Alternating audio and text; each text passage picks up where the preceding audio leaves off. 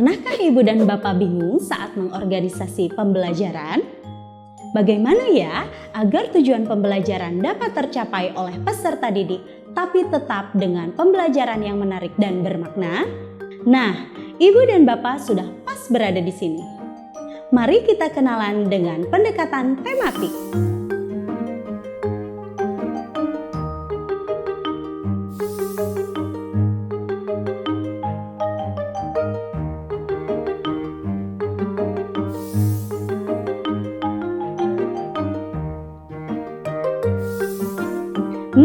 Pak Ud Kepompong punya cerita menarik nih. Pak Aji seorang calon guru, sedang magang di Pak Ud Kepompong. Ia diajak Bu Neneng untuk mempersiapkan program pembelajaran untuk peserta didik. Ayo Pak Haji, kita ke rumahnya Abah dan Ambunya Nini. Saya mau minta izin ikut panen kentang dan wortel, juga mampir ke kandang sapi, karena hari Senin depan anak-anak mau ke sana.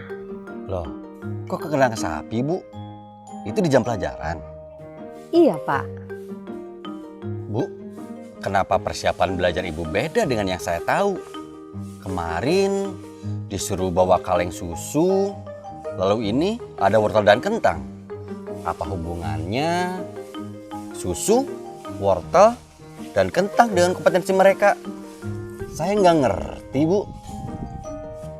Oh, kami pakai pendekatan pembelajaran tematik, Pak. Wah, gimana sih maksudnya, Bu? Begini, Pak. Kita ambil contoh di satuan kami ya. Sebelum membuat rancangan pembelajaran, kami kan mengatur dulu tujuan-tujuan pembelajaran mana saja yang akan dicapai oleh peserta didik dalam rentan waktu tertentu. Nah, untuk mencapai tujuan-tujuan pembelajaran ini, satuan kami menggunakan pendekatan tematik.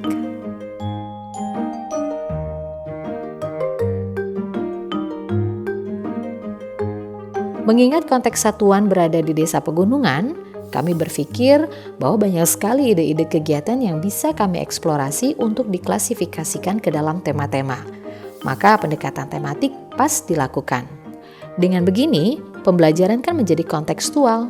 Peserta didik menjadi lebih dekat dengan sumber belajarnya. Sehingga pembelajaran dapat memberikan pengalaman yang bermakna.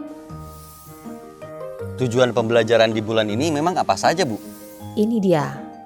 Kami coba cari konteks yang paling dekat untuk mengikat tujuan pembelajaran ini.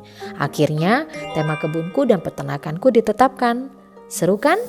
Jika peserta didik mendapat pengalaman langsung untuk merawat lingkungan hidup melalui tanaman dan hewan di peternakan sekitar rumahnya, pada saat kegiatan di kelas pun, kita sesuaikan semua bahan ajar yang sesuai dengan tema kebunku dan peternakanku. Seperti loose parts, buku bacaan, dan juga referensi lainnya. Oh begitu, ini menarik sekali, Bu. Iya Pak, kebetulan warga di sini masih bersifat kekeluargaan. Jadi kami boleh memanfaatkan kandang sapi, kebun tomat, wortel, kentang, ataupun kebun kacang milik warga. Selama izin dulu. Saya jadi kepikiran, Bu. Misalnya ada beberapa satuan memiliki tujuan pembelajaran yang mirip, tapi mereka bisa ya memiliki tema yang berbeda. Bisa banget. Coba dilihat, kira-kira konteks apa sih yang dekat dengan peserta didik? Selain itu, jangan berpikir rumit mencari sumber belajar. Sumber belajar itu banyak loh, misalnya buku, internet, teman kerja, wali murid, perangkat desa, dan lain-lain. Seru loh Pak, anak-anak tertarik sekali. Begitu. Kalau penentuan alokasi waktunya gimana tuh, Bu? Satu tema dapat disesuaikan waktunya sesuai kebutuhan satuan. Kira-kira mau berapa lama pembelajarannya sebelum pindah ke tema baru? Satuan sendiri yang menentukan. Wah, sudah lebih jelas ini, Bu. Bagaimana cara memulainya ya, Bu? Pak Aji jangan kerja sendiri, ajak pendidik dan kepala satuannya. Pengorganisasian pembelajaran ini dilakukan secara kolaboratif. Saya, rekan guru, dan kepala satuan bersama-sama mencari ide-ide kegiatan yang berkaitan dengan tema ini. Misalnya, mengenalkan nama dan bentuk sayur dan buah dan berkunjung ke peternakan. Kami pun merintis pengadaan alat dan bahan mengajar yang mendukung. Misalnya mencari buku-buku tentang hewan ternak, lagu-lagu tentang buah, membuat kartu permainan bergambar sayur, dan mainan-mainan untuk masak-masakan. Bahkan kami juga menghubungi warga untuk meminta izin saat ingin menggunakan properti mereka, seperti kandang sapi, kebun, dan lain-lain. Mencari sarana pendukung pembelajaran tematik nggak perlu jauh-jauh, Pak. Wah, saya tertarik sekali. Dan saya akan terapkan di desa saya nih. Oh iya, agar lebih jelas, besok saya tunjukkan beberapa catatan penting dalam penyusunan pembelajaran tematik ya, Pak. Wah, mau Bu.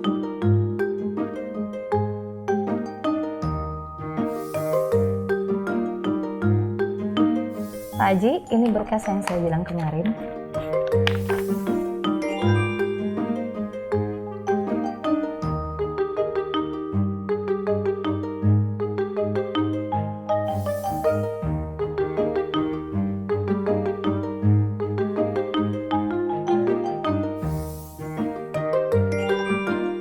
Ini cocok dengan karakteristik satuan pendidikan di desa saya. Pilihan tema bisa disesuaikan dengan situasi kondisi nyata di sana.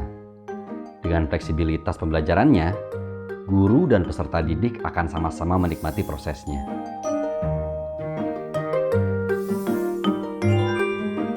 Wah, benar ya, kolaborasi guru akan menjadi kekuatan pembelajaran tematik.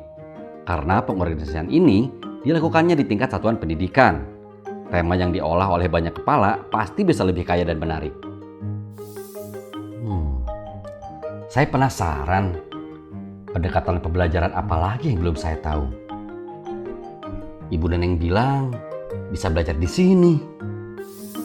Ibu dan Bapak, betul kata Pak Aji. Setelah materi ini, masih ada pendekatan-pendekatan pembelajaran lainnya yang akan kita bahas. Untuk sementara, sekian materi pendekatan tematik. Yuk kita belajar pendekatan yang lainnya.